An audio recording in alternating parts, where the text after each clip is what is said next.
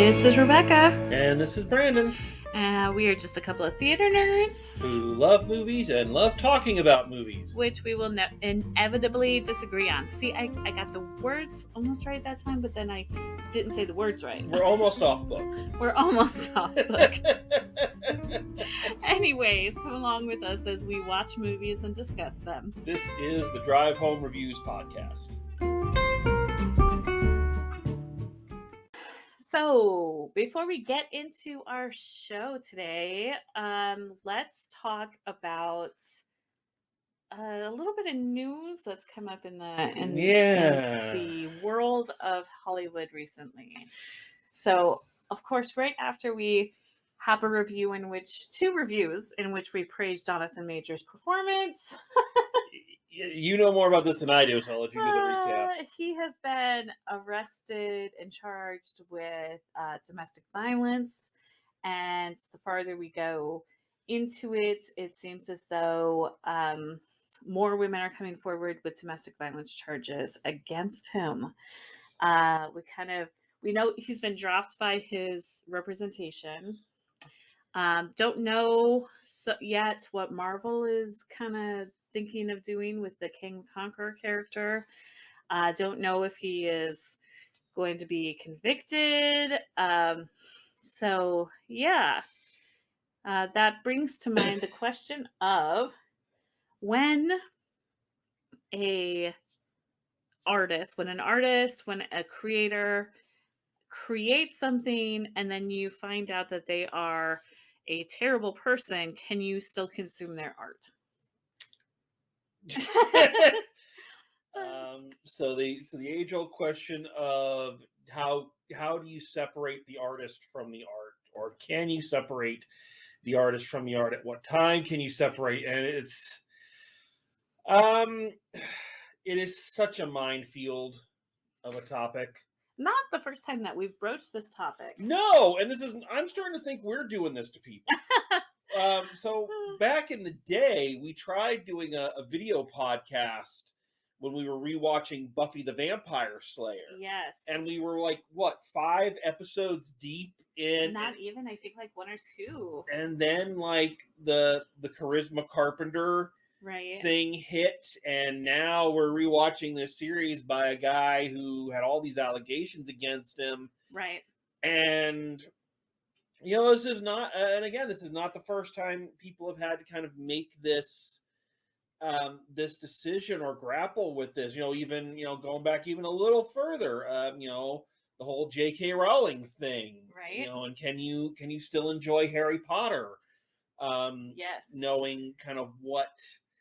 And I mean, it stems back from the beginning of our country. It goes back through history completely. You think about the founding fathers, and yes, I'm glad we have the Constitution. I'm glad we have rights. They were some shitty people, like slave owning, sexual assaulting, shitty people. So how do you separate the person from their actions? Can you separate the person from their actions? One argument you hear a lot is, they're not the only person who's working on that production. And I could see that for some things. Okay. Like, take Buffy. Nobody, I guess I can't say nobody knew about, because of course the victims knew, and from all accounts, other people, producers and whatnot, knew. But there are, like, you look at people like Sarah Michelle Gellar, Charisma Carpenter herself, David Boreanaz, like those people who have supported the victims when things came out, and you're like, oh, okay, I can still watch it for that. And rewatching episodes of Buffy is not exactly putting money in Joss Whedon's pocket. Mm-hmm. Whereas when you talk about the J.K. Rowling situation, like we've had this discussion recently.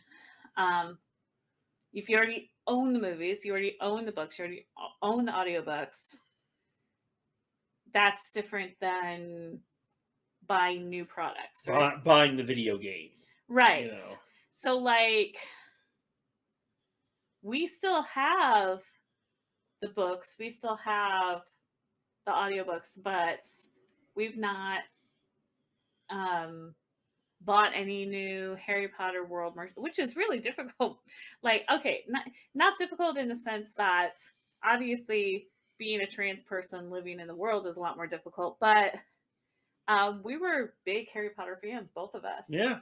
And so we just kind of cut that off completely. Like, no new Harry Potter stuff.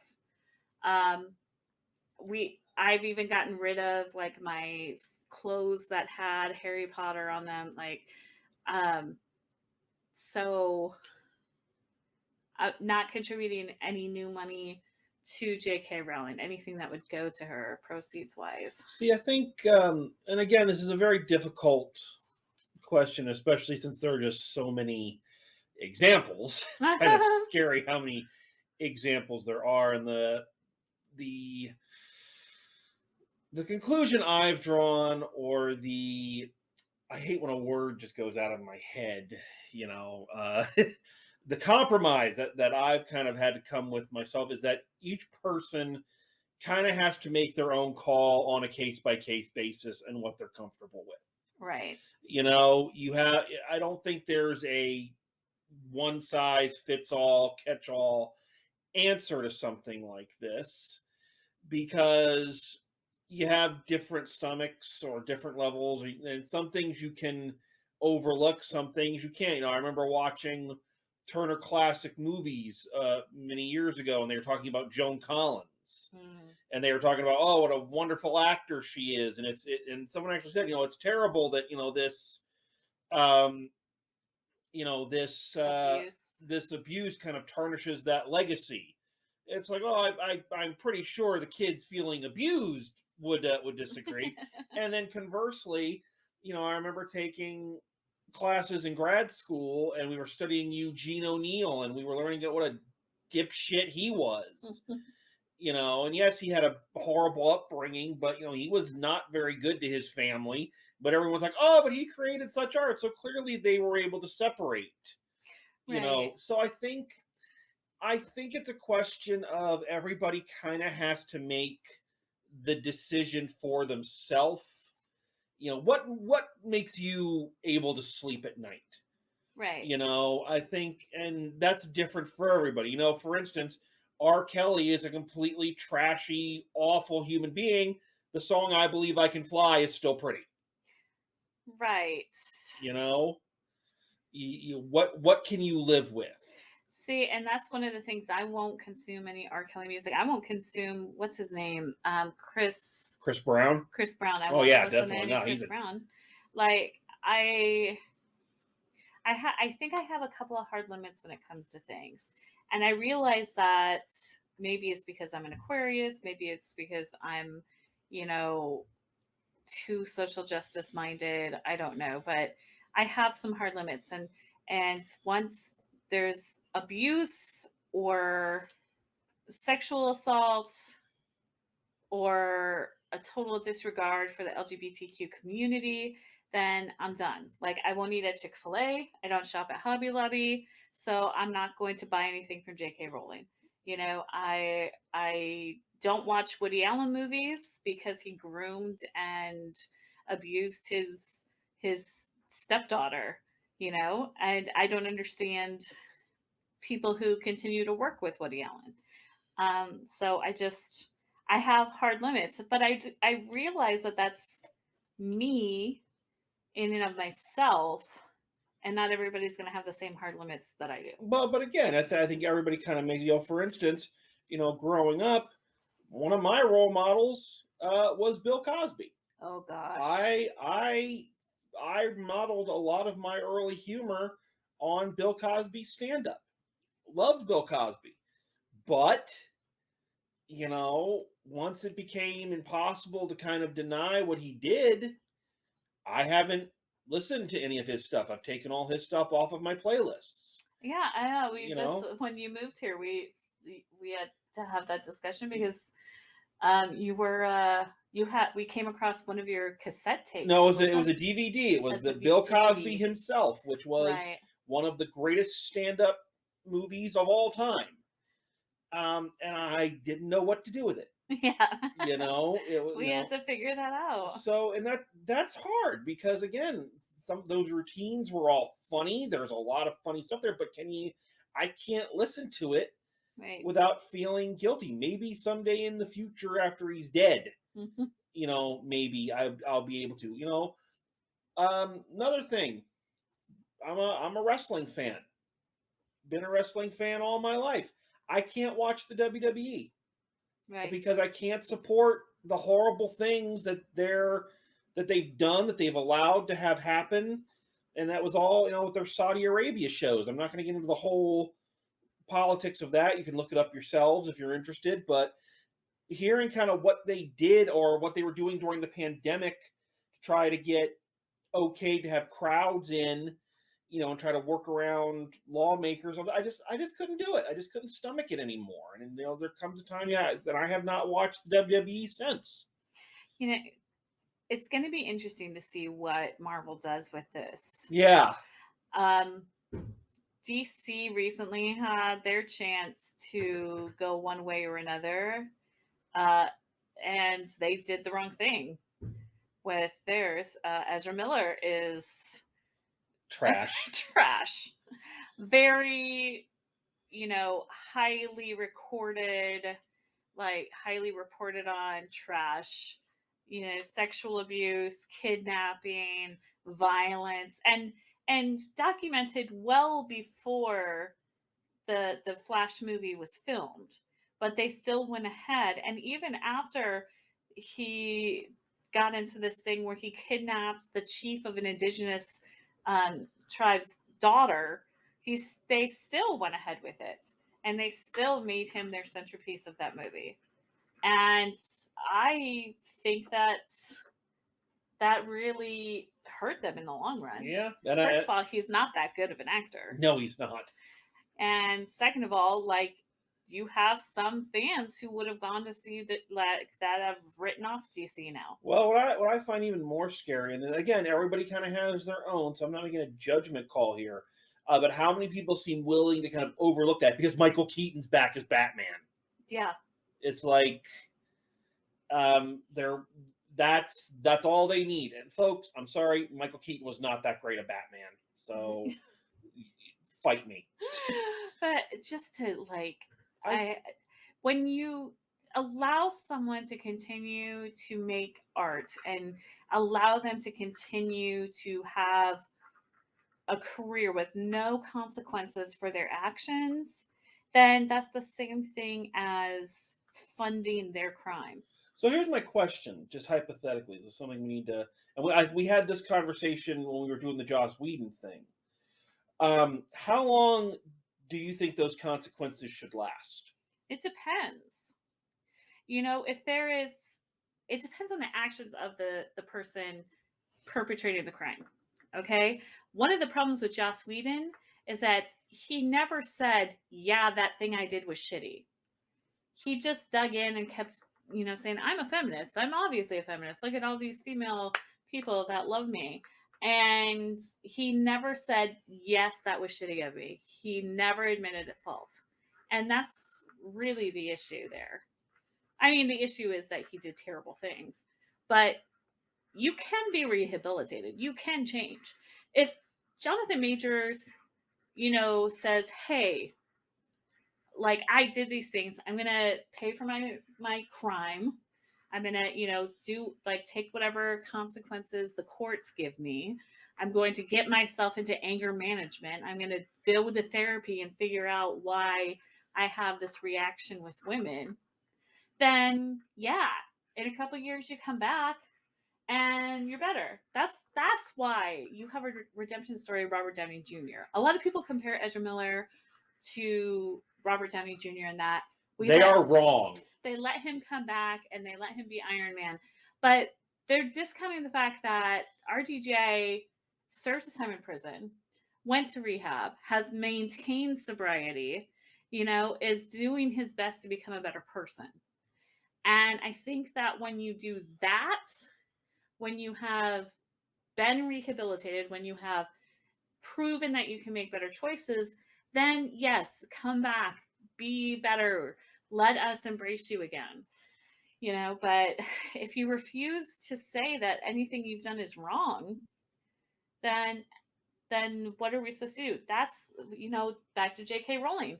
That's one of the reasons why people really kind of um, wrote her off, is that trans women said, hey, this is what you're saying. This is why this is harmful to the LGBTQ community. And she just doubled down and went harder. She didn't try to learn from her mistake. Yeah. So I guess, but again, I think with all of this, you as an audience, as a consumer of media, it's up to you to kind of decide what your limits are, what you're willing to kind of overlook, what you're willing to justify to yourself one way or another. And I'm not making a judgment call on that. Everybody's a little bit different. I would just say that I think everybody needs to kind of know the situations and look into the situations, make sure you're coming in informed before you make a decision. Here's an example. A year ago, I do a review show. That's what we do. That's what we're doing right now. And that Fantastic Beasts Secrets of Dumbledore, which ended up being the worst movie on my worst list last year, had come out. And yeah, I wanted to review it, but I didn't want to go and give money at the box office. So what I did is I went and talked. At the time, I was a theater teacher. I had a number of trans students in my classes, and I asked them. I said, "What do you feel about this? What's your opinion? What would you recommend I do? What would you feel is not a betrayal of you or anything of that nature?" And basically the consensus came down: watch it on HBO Max because the money's not going directly to her. But you got to kind of make your own decisions. I just say you need to be informed. Right. Right. And yes, I just be informed. Get your information from more than one source. And remember that even if the person, Ezra Miller is never going to know that I hate them. I'm sorry, I misgendered. Unless they're listening. Ezra Miller's never going to know that I hate them. But the people around me will know what I consider to be acceptable behavior and unacceptable behavior. And okay, so Jonathan Majors may never know that I am disappointed in him, but my daughters know that we find domestic violence to be unacceptable behavior. And so maybe if they get into a situation in the future where that's an issue, they're going to know that I'm going to be there to support them. Yeah. I'm not trans myself, but I know trans people. And, we have LGBTQ family members. I'm the B of the LGBTQ myself. So maybe J.K. Rowling won't suffer because she doesn't get my tiny percentage of royalties from the things I buy. But the kids around me, the people around me are going to see that it's something that I don't consider to be acceptable, and they're going to know that I'm a safe space. So, yes, just consider who's watching you.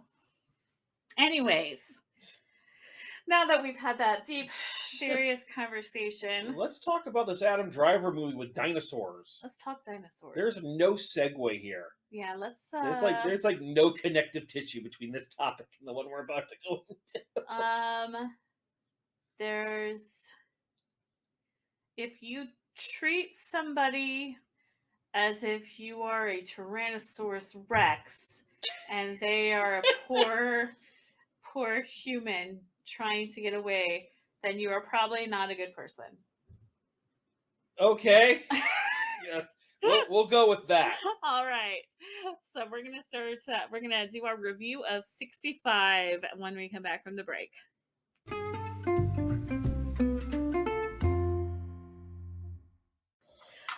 All right, love of my life, light of my world. What are we talking about today? We are talking about 65, the Adam Driver spaceman dinosaur movie. Right. So this was interesting. Yeah. Now, So, as we talk through this, remember that we are Trekkie fans. Like we are Star Trek, you know, I'm not an aficionado, but you may be. I am a big fan though. So we do enjoy the spacey, futuristic, time travel type of situation. yeah. So okay, go ahead. I mean, I don't know quite. There's nothing I need to describe to you to this. That's good English. That you don't pick up from the trailer. Right. So it's your typical space person crashes on a on a planet with monsters and is trying to get away. The hook is that the planet is actually Earth 65 million years ago, just prior to the asteroid hitting the Earth and wiping out the dinosaurs. Right. So Adam Driver is our spaceman in question, who is ferrying a load of people somewhere. Where he's taking them, why he's taking them there is all very unclear. We just know it's going to be like a 3-year journey from his home planet, wherever that is. He's doing this so he can gain extra money for medical treatment for his daughter. His ship gets caught in a meteor shower, crash lands on Earth. There is one survivor, a young girl who speaks some other language other than English. Mm-hmm. And together they have to make their way to the other part of the ship that is still functioning in hopes of escaping Earth. So Right. that, I mean, it's your basic, sci-fi original movie premise. But written by the people who wrote A Quiet Place. Thank you. I was going to say The Silent Room. That was not right. Close, but no cigar. So written and directed by the people who wrote The Quiet Place. Let's jump into it. Okay. We can talk cast, but really there's only 5 cast members. 3, really. I mean, for really, his wife is there. She doesn't even have a name, though. Like, in the credits, they just list her as his wife. Yeah.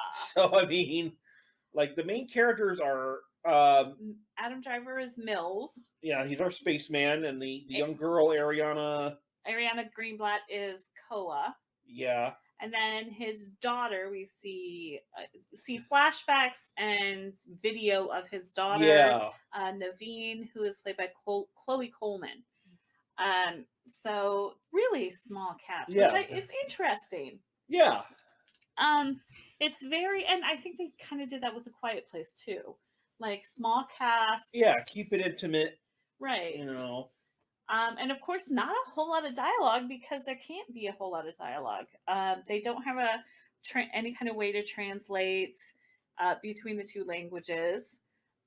So for the majority of the movie, they're not communicating via language. Yeah, everything has to be kind of conveyed, body language, gestures, and that's a tough trick for an actor. It is. Especially a young actor. Yeah. I'm going to go out. I'm going to start us off here and just, the thing I want to praise first off is Adam Driver, who I think is a fantastic actor. I do too. And he seems like he's doing okay in the post Star Wars era for him, but I do feel like the bad press that a lot of those Star Wars films may have rubbed off on him a bit. Yeah. But I think that's incredibly unfair. He's really good. He's a very good actor. He does a wide range of things, He can, yeah, he can do a and wide range. does all of them well. And he does a good job with this. This is a role that when you watch it, you think, well, why get an Adam Driver? Why get a good actor? This could be filled by any Casper Van Dien or any, Oh, that's a name. you know, That is a name from the past. yeah, any, washed up heartthrob Yeah. looking for, a quick paycheck. And I think you get an actor like him for what he does non-verbally and for the emotion that he can convey. Right. He can, yes, he is very good at showing you instead of telling you, which is, one of those acting tricks that you're supposed to learn when you're in school is how can you show your audience what you are instead of just telling them what you are or what you're thinking. And I think he does that really well. Like you can see that he is in pain, not physical pain, but emotional pain and emotional grief at large parts of this movie. Um, what did you think of the special effects? I don't want to get into the special effects yet. Okay, okay, we'll get there. um, Okay, so what about Koa? How do you feel like? I think that she did a very nice job too. I think the two lead actors both did a really good job. What has she been in Um, prior to this? Because I know we looked it up. I don't recall exactly what it she said. was in Love and Monsters. Another movie about people trudging through the unforgiving wilderness with you know prehistoric monsters.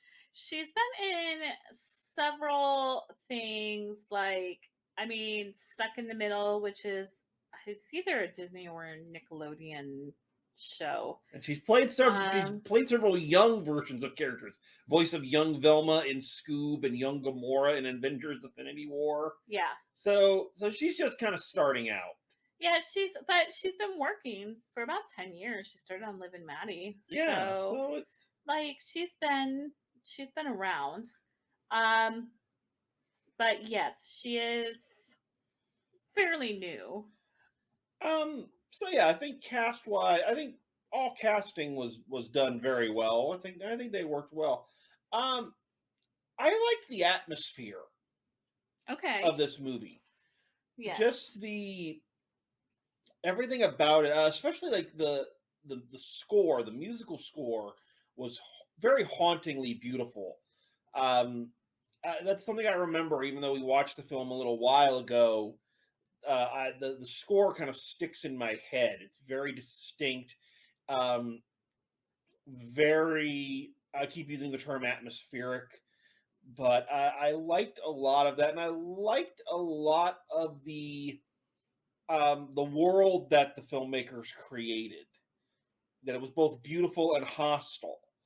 You Right. know, Which is what you would imagine, prehistoric times would be on Earth. Like you look around and you recognize that is Earth. Those are trees and plants that grow that I have seen before.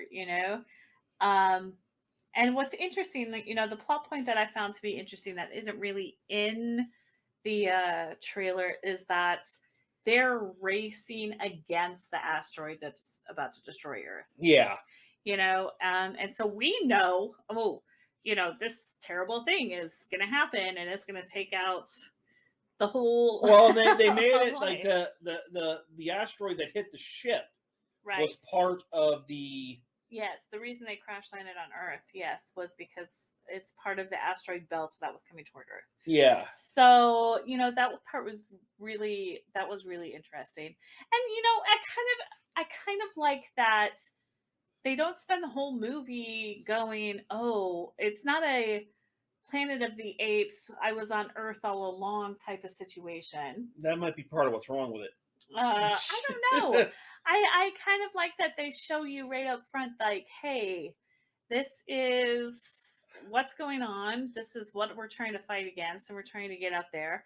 There's still a twist towards the end, although it's pretty easy to figure out. Um, but I think that it was still like it was.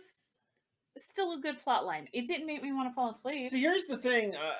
I'm going to agree that it was a good plot line, but I am going to disagree that I think giving away the the hook in the film or in the trailer or making it so. I mean, this movie wants to make sure you do not miss the point.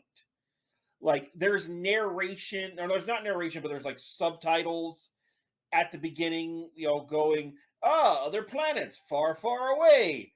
They flew this is 65 million years ago to show and I think that to me, that their insistence on rubbing that in our faces and making sure we don't forget it, to me, I think it played against this film. So the best way I can describe is, you asked me earlier about the special effects. Okay. So one of the issues I had with this film, and I think this is one of the weirdest things to say about a movie like this, is that it tried to be too historically accurate. In that, as general film goers or general people, not paleontologists, I think we're all familiar with a certain variety of dinosaurs. Right. Right? The Jurassic Park dinosaurs. Tyrannosaurus, Stegosaurus, Triceratops, Pterodactyl, Brontosaurus, Brachiosaurus, whatever it's called now, raptors, that kind of thing. Right? I mean, I think we can all agree that we all kind of know the general, and there's not that many that we all have general knowledge of. I mean, when you think about it, when the Power Rangers had dinosaur powers, 2 of them weren't dinosaurs. So, I mean... So what you're saying is that you want them to be a more recognizable trope of dinosaurs. No, what I'm saying is that they made that decision.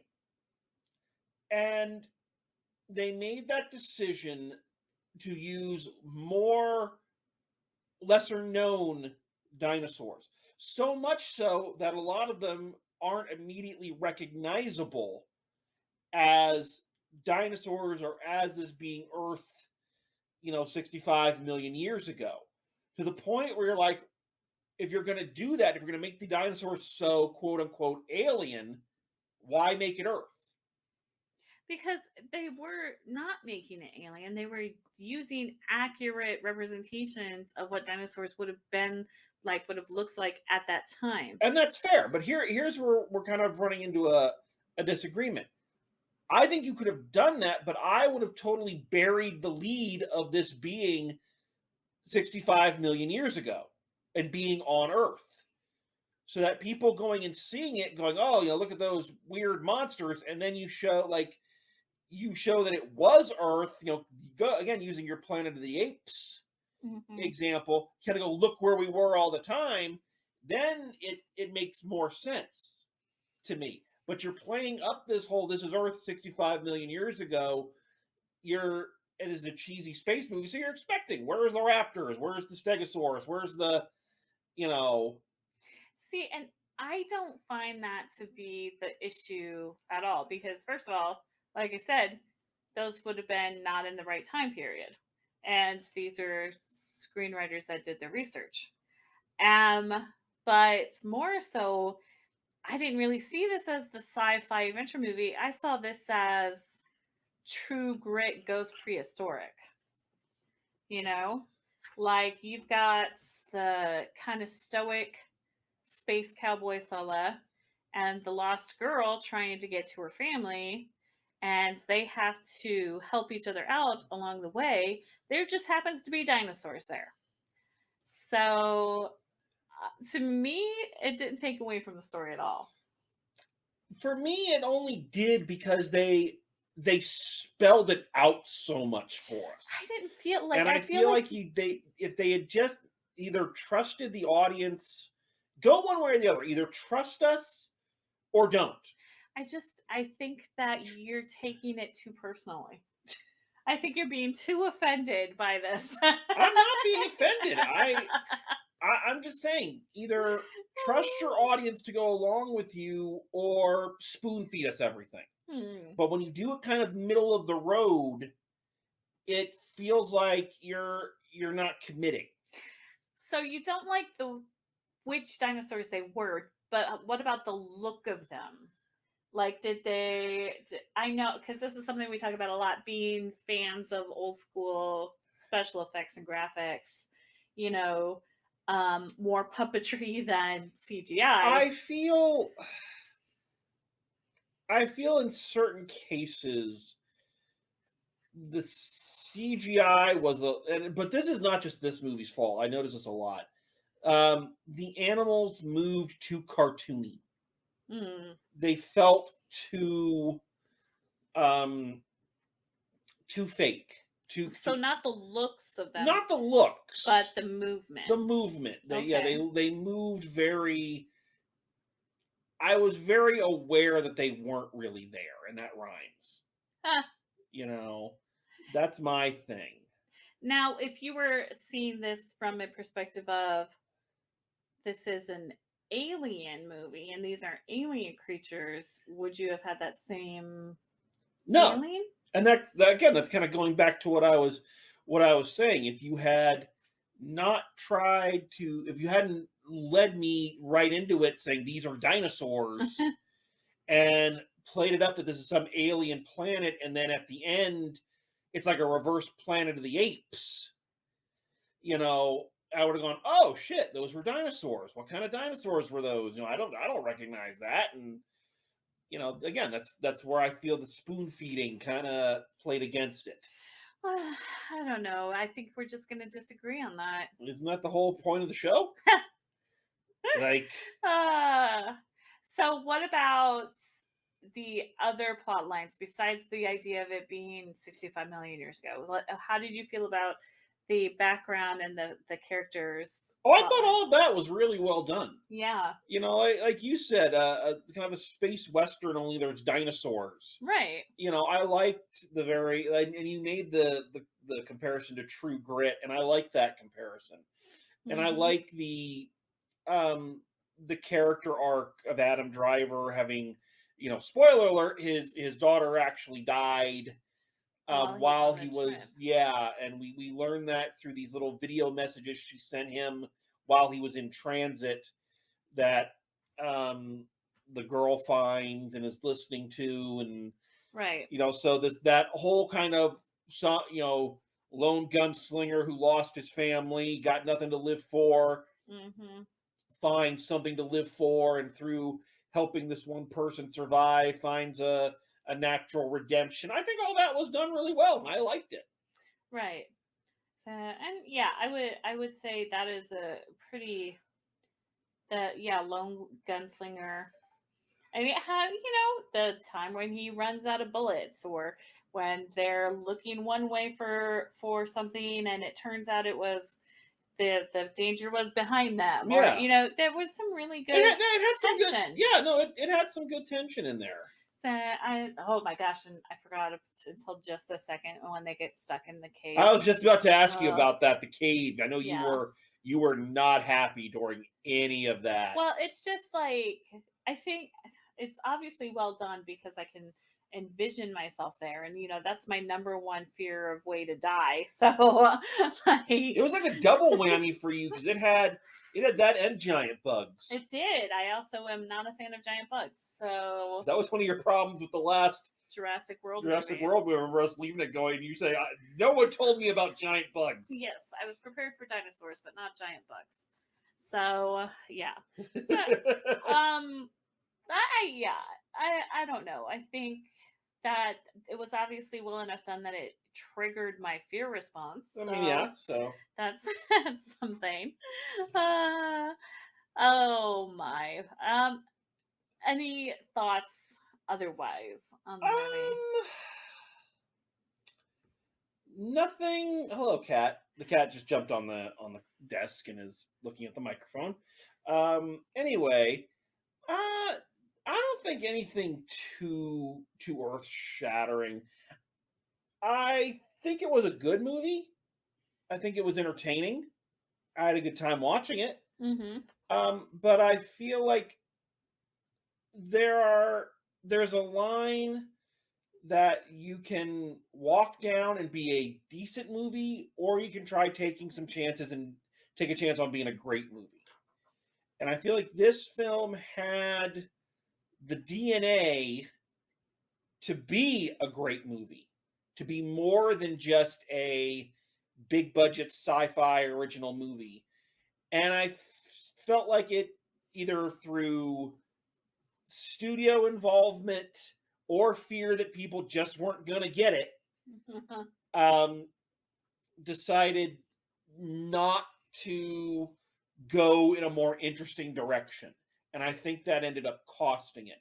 Now, does that make it a bad movie? No, certainly not. It was still watchable. It was still enjoyable. God, it was a million times better than those last 3 Jurassic World movies. Well, I was just thinking about that. Jurassic World movies and Star Wars movies too. Like I do enjoy the Star Wars movies. But I think that one thing that this movie does really well is having a smaller purview, having a smaller cast, and creating a more intimate kind of situation. You're so much more invested into those characters, Yeah, and what happens to them. and what's interesting is kind of like you said, they managed to hook us emotionally without doing a whole lot. Right. You know, they didn't feel like they didn't have to fall back on a lot of cheap drama Right. to get us to care about the characters. They got good actors playing a genuine emotion, and that's all you really needed. Mm. Yeah. So I would recommend this for people who like an action movie. Yeah, So it's not going to change your world, but it's no, going to give you something that you want to think I about. think it's a decent enough for exactly what it was for us. You know, nice date night movie. Mm-hmm. You'll turn down the lights, have some popcorn, and snuggle, and watch a dinosaur. Again, you're better served with this than those Jurassic World films. So I don't. I think it worked for what it was going to be, but I don't think it's incredibly memorable. So what would you score it? So final grade for me, I'm going to be a little nicer, a little bit more generous. I'm going to go a B minus on this one. Again, watchable, enjoyable, good characters, good acting. But again, I just feel like they needed to commit to one side of the street or the other. Spoon feed us, or trust the audience to figure things out on their own, and they couldn't make that decision. So I think that hurt it. But I don't regret watching it. Had fun. Right. I'm going to say B plus. Okay. And I don't necessarily, there's nothing wrong with it. I don't necessarily, here's the reason why it's not in the A's, because I don't really feel the need to watch it again. Yeah, me neither. Like, I feel like I've watched it, I've enjoyed it, and that's good. Yeah. For an action movie, if you're going to get into the A's, that's going to be because I want to rewatch it and figure out what I've missed. Yeah. But it was good. Like I said, good. Nothing really wrong with it. Just, I'm good. Yeah. It's like having dinner, and it's not the best dinner in the world, but it's serviceable. Maybe you'd watch it again if it was on and there was nothing else. Yeah. Or if it was on, I don't think it'll make its way onto the DVD wall, but right. If you're like scanning the DVD wall and going, haven't seen that in forever, let's watch that again. Yeah. But yeah, it's not going to be one of those yearly rewatches or monthly rewatches kind of thing. No. So all right, that was 65. Yeah. Next on the docket, we're going to be going a little bit more depressing. Oh my God. So yeah, we'll watch out for our next one if you want to talk about sad things. All right, so thank you for joining us. Thank you, my love. Thank you. And as always, drive safe, and we will see you at the movies.